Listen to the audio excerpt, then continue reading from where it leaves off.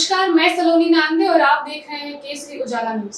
विधानसभा चुनाव नजदीक आ रहे हैं। इसी के तहत राजनीतिक दलों की ओर से तैयारी की जा रही है। विधानसभा चुनाव की पृष्ठभूमि में कांग्रेस के सद्भावना भवन में जिला कांग्रेस कमेटी की समीक्षा बैठक हुई। इस दौरान जोर देकर कहा गया कि जिले की चारों विधानसभा सीटों पर कांग्रेस चुनाव लड़ेगी।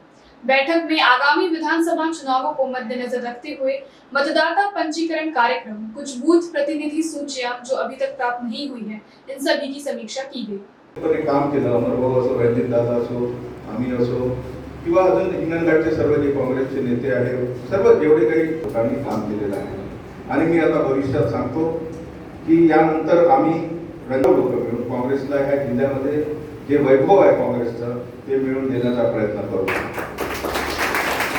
आम्ही ही लहानपण घ्यायला तयार आहे आणि निश्चित मला तिकीट मिळो न मिळो हा काही विषय नाही।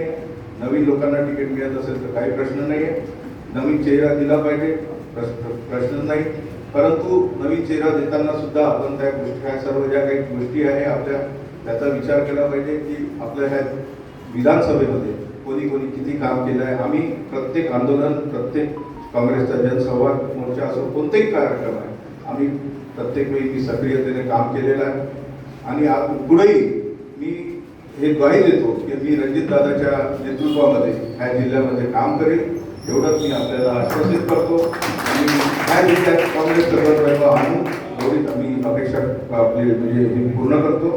एवढी बोलून मी आपण आयोजकांना बोलायला दिलं त्याबद्दल धन्यवाद।